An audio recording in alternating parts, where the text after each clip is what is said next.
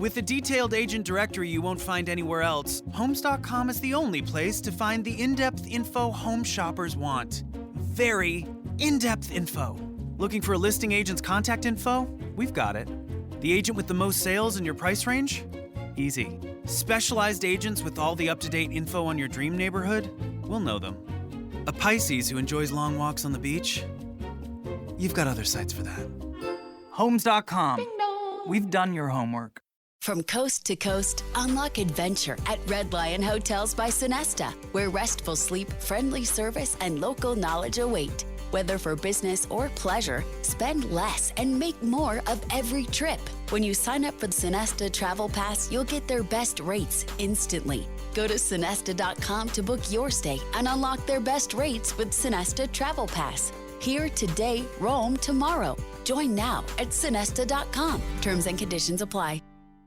I'm Josh Mankiewicz, and I hope you'll join us for Season 4 of Dateline Missing in America.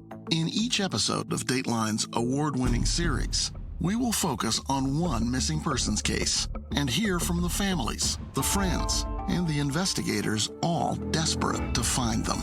You will want to listen closely. Maybe you could help investigators solve a mystery. Dateline Missing in America. Listen now wherever you get your podcasts.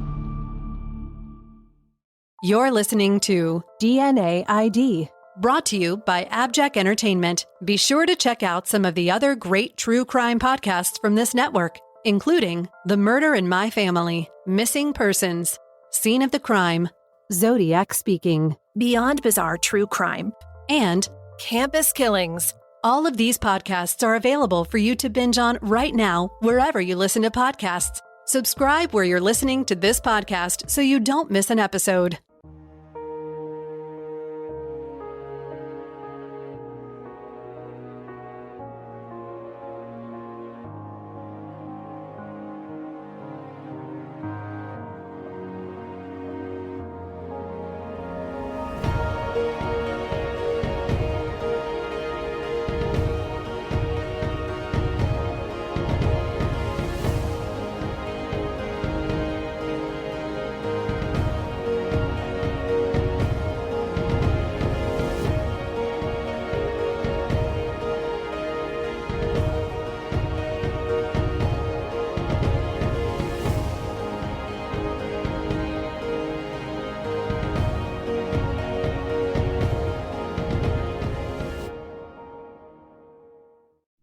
On December 22, 2001, two men cutting firewood stumbled on skeletonized human remains.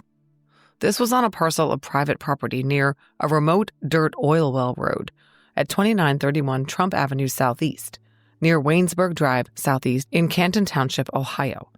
The bones lay in a field near the dirt road that passed through a wooded area. They were partially covered by dirt and brush. The bones had also been scattered by animal activity, which was probably why the lower left leg and some teeth were missing. The skeleton was bleached white by the sun, indicating that the bones had been there for quite some time, and the body had not been buried, but deposited on the ground in plain view. Based on the state of the bones, anthropologists concluded they had lain there for as many as 4 to 6 years. The farmer who owned the land told the investigators that he hadn't plowed the area for 5 years, so the bones could have been there for the duration of that time. This put the time frame of the body appearing in the field at 1996 or later. After examination of the bones, the county coroner and a forensic anthropologist concluded the remains belonged to a black woman. She was likely between 22 and 31 years of age and stood about 5 foot 7 inches tall. Unfortunately, no clues were found that could lead to the identity of the woman. There were no items of clothing, no accessories, no wallet or identification, nothing but the bones. The area where the bones lay was thoroughly searched, looking for any personal items or scraps of clothing. Metal detectors were even used to try to locate zippers, grommets, snaps, buttons, and so on. Nothing. Most of the woman's teeth were still intact in her skull, although some missing teeth were believed to have fallen out post-mortem. The present pearly whites exhibited significant dental work, including several silver fillings and the removal of all the wisdom teeth. But the dental scans from the skull did not match with the dental records of any missing person in the state of Ohio. Investigators filled 2 binders with reports on missing women, dental records comparisons, medical records, and so on. Despite all this work, Jane Doe remained unidentified and became known as Stark County Jane Doe. In 2005, a second search was undertaken for the remainder of the bones. The Stark County Coroner's Office responded to the scene when additional bones were found on July 2, 2005. The skeletal remains were now complete. Stark County Jane Doe sat in a box at the coroner's office for 20 years. Finally, in 2021, the Ohio Attorney General's office reached out to Stark County to try to clear the few Doe cases it had on its books. Jane Doe's case had not had a lead since 2001 and was as cold as they come. But DNA had come a long way in 20 years, and the degradation-resistant mitochondrial DNA was able to be extracted from the bones and entered into the CODIS Unidentified Human Remains database, as well as Ohio's state-level missing persons database. There were no hits. But one thing the DNA extraction did accomplish. It told the investigators the mitochondrial haplogroup of Jane Doe, her maternal line through generations, and it told them that Jane Doe was actually a John Doe. The Stark County Doe was a male. The original assessment that the bones belonged to a woman were incorrect. All the work done in the 2001 timeframe to connect Jane Doe to reports of missing women had been pointless. The investigation into the identity of Stark County John Doe was set back more than 20 years. John Doe's bones were submitted to the anthropology department at Ohio State University, which shed some light on John Doe's characteristics and death. John Doe was a black male, standing between 5'4" and 6 feet tall. Projectile wounds to his scapula and left clavicle indicated that he'd been shot, with the damage to the bones being likely entry and exit wounds. These injuries to the skeleton were not detected back in 2001, as the marks on the bones were suspected to be animal activity or wear and tear from years in the elements. The gunshot injuries were picked up only through the use of radiography by a Varex Perkin-Elmer XR Pad 2 by the Ohio State University in the course of its anthropological analysis in 2023. That year, 2023, the Ohio Bureau of Criminal Investigation, or BCI, provided resources to the Stark County investigators in the form of the services of criminal intelligence analyst and forensic artist Samantha Molnar, now Samantha Reeb. She used special photogrammetry software to create a very lifelike clay facial reconstruction showing John Doe as a black male, aged 21 to 44. To give him facial features, she relied on average depth markers and the anthropological report. And then the Advanced Computing Center for the Arts and Design at The Ohio State University used the reconstruction to generate computer images of John Doe with different haircuts, eyebrows, eye color, and so on. A press conference was held on September 7, 2023, revealing the clay reconstruction. Dr. Anthony Burton, the Stark County Assistant Coroner, told the media for the first time that it appeared the John Doe had a fracture of the clavicle that, based on its characteristics, was caused by a projectile, likely a bullet. They couldn't be certain, but the cause of death was probably a gunshot wound. No projectile was found at the scene, and no gun was found either. John Doe was the victim of a homicide. At the conclusion of the press conference, the Ohio investigators asked the public to call in tips. "This young man, somebody loved him," said Ohio Attorney General Dave Yost. "Somebody out there today knows who this young man was, and we need the help of the public to be able to identify him. Everybody deserves to be known." The press conference and unveiling of the reconstruction generated a few new tips, but didn't lead to John Doe being identified. So, Sergeant Brian Johnson of the Stark County Sheriff's Office called on the DNA Doe Project. The work required to obtain a SNP profile in this case was substantial, with more than one lab being involved, as well as bioinformatics and other procedures. It took 9 months to get a workable SNP profile that could facilitate an IgG investigation. And then about 20 DNA Doe Project volunteer genealogists tackled the case at a weekend retreat and solved it in 24 hours.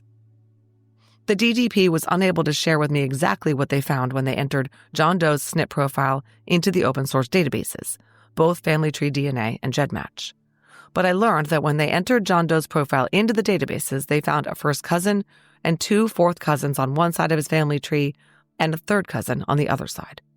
As you all know, matches on both sides and one as close as a first cousin usually leads to successful triangulation and identification of a most recent common ancestor.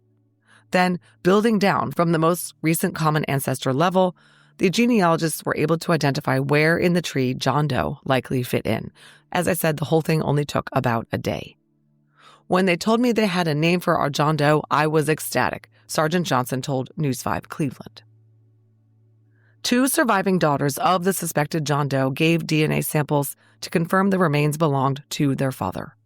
The first cousin, who was the top match in the database, turned out to be a long-lost Southern relative of the family who had uploaded after taking an at-home commercial DNA test. At a March 2025 press conference, Stark County Sheriff Eric Weisburn announced the identification of Anthony Bernard Gulley. He said, "This John Doe case weighed heavily on our hearts and minds for 20 years. We never lost sight of the fact that this unidentified man likely had a family who was missing him and didn't know what had happened to him, and that kept us motivated." Ohio Attorney General Dave Yost spoke about the teamwork between the state law enforcement agency, the BCI, and the Stark County Sheriff's and Coroner's offices, the DDP, and the Ohio State University. Yost added, quote, "Today, after decades as a John Doe, Anthony Gulley finally reclaims his true identity. That closure makes all the hard work worthwhile. Behind every cold case is a family. I know they are watching from Michigan, and I hope this gives you some sense of closure after all these years." Tracy Anders from the DNA Doe Project talked about the IGG work, how the volunteers identified Anthony, and how she hoped the Gulley family could now find peace. Hi, I'm Cindy Crawford, and I'm the founder of Meaningful Beauty. When Dr. Sabah and I decided to do a skincare line together, he said to me, "We are going to give women meaningful beauty." And I said, "That's exactly right. We want to give women meaningful beauty, which means each and every product is meaningful. It has a reason to exist. It's efficacious. You're going to get results. And then you just go out and live your life." Meaningful Beauty. Confidence is beautiful. Learn more at meaningfulbeauty.com. With a detailed agent directory you won't find anywhere else, Homes.com is the only place to find the in-depth info home shoppers want. Very in-depth info. Looking for a listing agent's contact info? We've got it. The agent with the most sales in your price range? Easy. Specialized agents with all the up-to-date info on your dream neighborhood? We'll know them. A Pisces who enjoys long walks on the beach? You've got other sites for that. Homes.com. We've done your homework. So you want to start a business? You might think you need a team of people and fancy tech skills, but listen to me when I say you don't. You just need GoDaddy Aero. I'm Walton Goggins, an actor, and I like the sound of starting my own business, Walton Goggins Goggle Glasses. But I couldn't do this on my own. GoDaddy Aero uses AI to create everything you need to grow a business. It'll make you a unique logo. It'll create a custom website. It'll write social posts for you and even set you up with a social media calendar. How cool is that? Well, listen to this. For a limited time, you can get Aero All Access for just $1 a week for 12 weeks. We're talking all the AI power of GoDaddy Aero plus a domain, e-commerce store, payments, professional email, a unified inbox, all for less money than I spend on deep tanning lotion while sunbathing off the Amalfi Coast. You know what that sounds like? A plan. Get started at GoDaddy.com. Terms apply. So who was Anthony? Anthony Bernard Gulley was born in Michigan on August 30th, 1970, to parents Elmore Mickey Gulley Jr. and Florence Glenn Gulley. He had 2 full biological siblings, Cynthia and Elizabeth, and several half and step-siblings from additional marriages entered into by each of his parents. We don't know much at all about his early life, other than that he was a standout quarterback for then Pontiac Central High School. He broke his leg in a game in October 1987, but was back on the gridiron after less than 6 weeks. When Anthony disappeared in 1994, he was 24 years old and had 4 children. When Stark County John Doe was identified as Anthony Gulley, Sergeant Brian Johnson began looking into his life. The DDP had located news reports from 1994 that stated that Anthony Gulley had disappeared in September of that year. His remains had never been recovered, and he was a presumed murder victim. This had given the organization supporting evidence that their theory that Stark County John Doe was Anthony Gulley was very probably correct. Sergeant Johnson met with Anthony's family in Michigan. He learned that Anthony had been employed, had 4 children, and was very close with his sister Elizabeth. They had a large extended family with cousins, nephews, and nieces galore. Anthony was last seen on September 3rd, 1994 by his sister Elizabeth. The two visited often, and she said that day he didn't behave unusually at all. She had no idea it was the last time she would see him. 2 days later, on September 5th, Anthony did not show up at his job as a porter at a Pontiac, Michigan car dealer. This was unlike him, so his boss called his next of kin, his sister Elizabeth. And after being frantic with worry for a week, she reported Anthony missing to the Pontiac Police Department on September 11th, 1994. You're probably thinking, I bet the police didn't take this missing persons report very seriously. But they did. And that's because the very next day after the report was filed, on September 12th, 1994, Anthony's rental car was found 250 miles away on some railroad tracks in Akron, Ohio, torched and incinerated. There was no sign of Anthony in the vehicle, but he had no connections to that area. Interviews with the family about who Anthony was hanging out with provided the missing link. Anthony was friendly with and spent time with a man who went by the name of Ricky Washington. They had been friends for a few years, to the point that Anthony's sister Elizabeth told Click on Detroit, quote, I can tell you they were friends. Anthony ended up befriending him, and he knew him for a few years. So the individual who did it was a friend of our family. This is from a release by the Ohio Attorney General's office, quote, the same month that Gulley went missing, detectives from the Akron Police Department had been on the lookout for a 22-year-old man from Michigan named George Frederick Washington, who had childhood ties to Akron. Washington was a suspect in several serious crimes in Michigan and another in Akron, and investigators also suspected him in the disappearance of Gulley, whose burned car was found in Akron on September 12th, end quote. As you probably figured out, this George Frederick Washington went by Ricky Washington. Since Ricky was originally from Akron and often returned there to see family and associates, and Anthony's burned car was found there, quotes, detectives surmised that Washington might have returned to the Akron area to dispose of Gulley's body, the press release said. Pontiac, Michigan police requested that Akron, Ohio police notify them if Ricky Washington turned up, and they worked with the Ohio FBI branch to issue an advisory that Washington was in the area and should be considered armed and extremely dangerous. They said the suspect had aimed guns at police officers in the past and claims he will not let an officer take him into custody. Washington had also pointed his gun at a 2-year-old child in an armed robbery and then shot an adult in the course of that robbery. Well, Ricky Washington was not on the run for long. This story was big enough that it made it to the front page of the Akron Beacon Journal on September 30th, 1994, just 3 weeks after Anthony Gulley vanished. Police in Akron had been tipped off that Ricky Washington would be coming to the Greyhound bus station on Grant Street to pick up a friend disembarking the bus.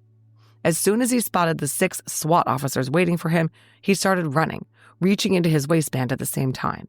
He ran out of the bus station and climbed a 6-foot-high chain-link fence leading to an embankment down to I-76. As he jumped from the fence, he fell to the ground and the gun fell out of his pants. He grabbed it and turned to face 4 or 5 police officers standing at the fence. The officers started shooting, and 2 of the shots hit Ricky Washington in the right side and left shoulder. The wounds were not fatal, but Ricky took matters into his own hands. The article states, quote, he had vowed police would never take him alive. At noon yesterday, George Frederick Washington, 23, kept his word. Washington, who was wanted for armed robbery, assault with intent to murder, and 3 counts of rape in Pontiac, Michigan, and for aggravated robbery in Akron, shot himself in the head after being wounded by Akron police, end quote. Realizing he was cornered, Ricky Washington dropped to his knees and fired 1 shot into his right temple.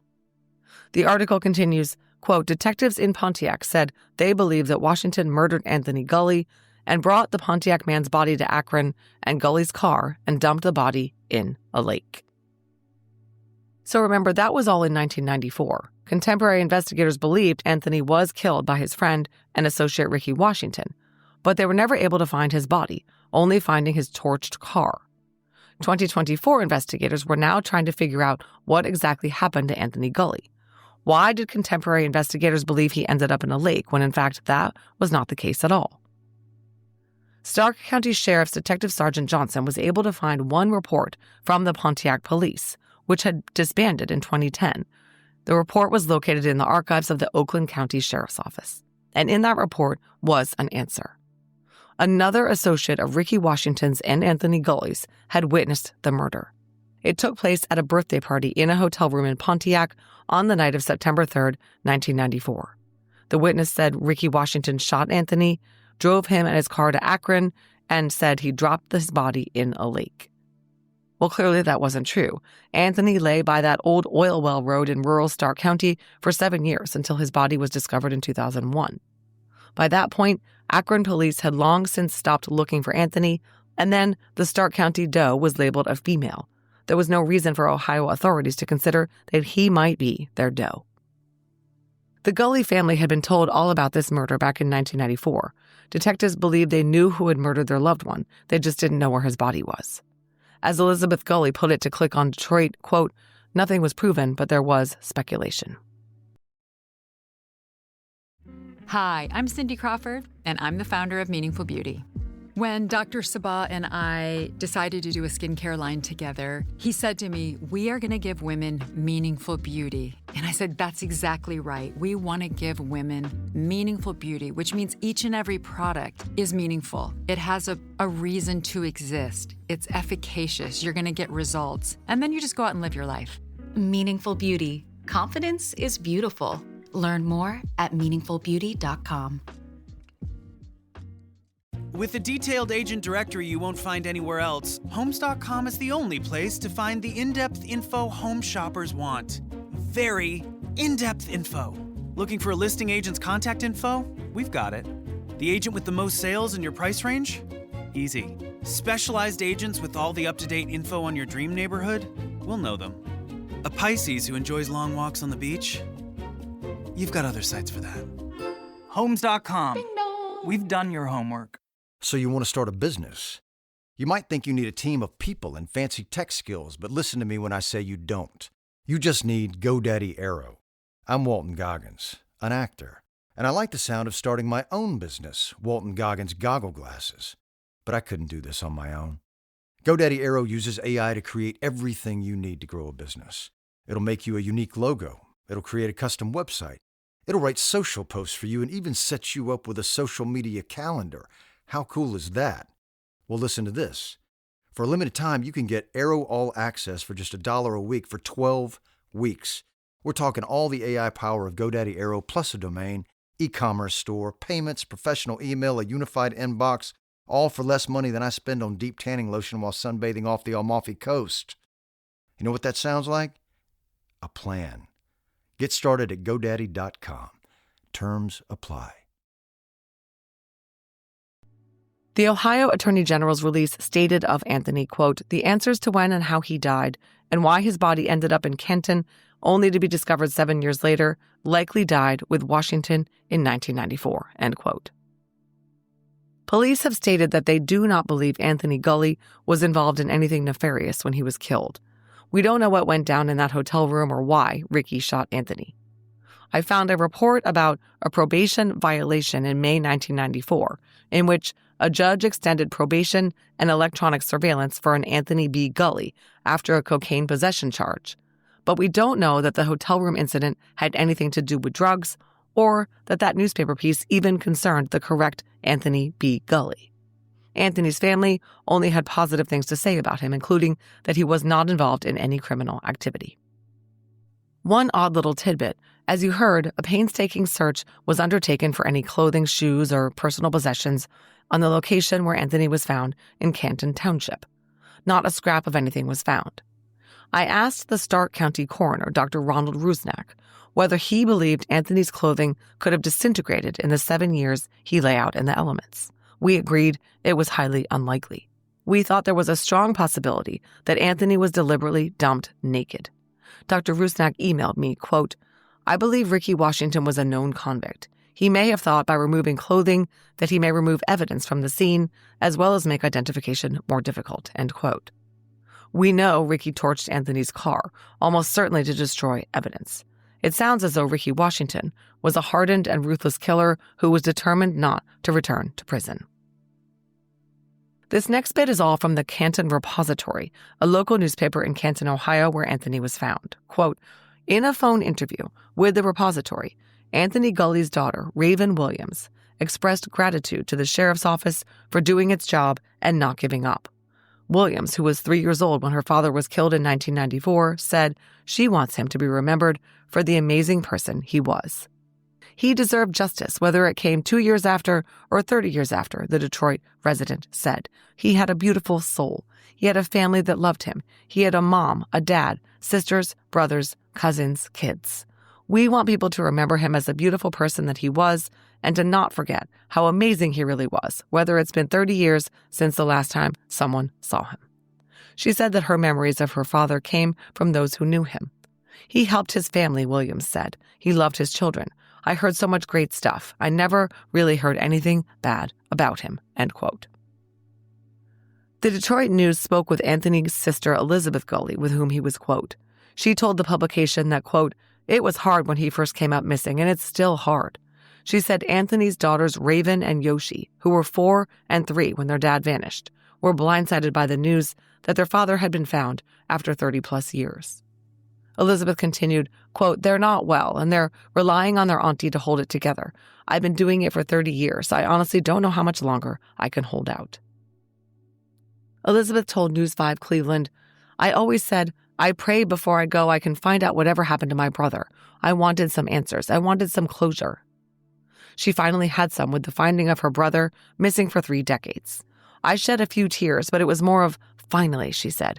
"It didn't seem real. It felt like in the moment I was living a CSI moment." Click on Detroit reports that Elizabeth plans now to bring her brother Anthony home. She told the news outlet, quote, "It's been a nightmare. It never seemed real. There were days that I just knew he would come knocking on the door, a phone call, something. It's not been easy. 30 years of not knowing something is hard." Anthony's daughters will determine what to do with their father's remains. Speaking of the daughters, Raven Williams and Yoshi Carroll told News 5 the question, "Where is my dad?" had haunted them nearly their entire lives. Quote, "When asked if she thought the day would ever come that her dad would be found, Williams said, absolutely not. It's life-changing. It's something that you just never think you're going to receive," Carroll said. "It's a different type of weight lifted off our shoulders." So the long saga of the murder of Anthony Gulley has finally concluded. A report from the Stark County Sheriff's Office indicates, quote, "It is believed that Anthony Gulley was killed by Ricky Washington," end quote. A death certificate was issued for Anthony in Michigan earlier this year, stating that Anthony's date of death was on or after September 3rd, 1994. The Stark County coroner, Dr. Ron Rusnak, told Anthony's children that back in 2001, his chief investigator, Harry Campbell, was the one who actually retrieved the body from its resting place in the field in Canton. Now, they were thrilled for the family that they finally had the answers that had eluded them for so long. The answer to this mystery may have remained lost in time if not for the tenacity of investigators and the groundbreaking power of genetic genealogy, Attorney General Yost said. "My heart goes out to the family, and although they finally have answers, they undoubtedly still have broken hearts." Thanks for listening to this episode of DNA ID. Before you leave, please let me tell you about some important things related to the show. If you'd like to support this podcast, and in the process, get access to early and ad-free episodes, as well as bonus content like crime scene photos, you can sign up for a Patreon subscription for only $5 a month by heading over to patreon.com/DNAID. Of course, you're welcome to contribute more than $5 a month. We rely on Patreon funds to pay for the original source materials I use to research each episode. If Patreon isn't your thing, you can also show your support with an AbJack Insider subscription through Apple Podcasts. It costs just $4.99 a month or $49.99 a year. Your AbJack Insider subscription will give you the same benefits for not only DNA ID, but for all of the shows on the AbJack network, like Killer Communications and Campus Killings. head over to Apple Podcasts and find the DNA ID page or look for the AbJack Network to get started. If you're on social media, we'd love to interact with you there. DNA ID is on every major social media platform. Search your favorite platforms for DNA ID Podcast to find us. We also have a YouTube channel, and our website is dnaidpodcast.com. You can find links to all of these anytime in our show notes. If you need to reach the show, contact us by emailing dnaidpodcast@gmail.com. Finally, if you want to pick up some fun DNA ID merch and represent the show, visit the store at www.customizedgirl.com/s/DNA ID podcast. DNA ID is researched, written, and hosted by me, Jessica Betancourt. It's produced by me and Mike Morford of AbJack Entertainment. Music by Connor Betancourt.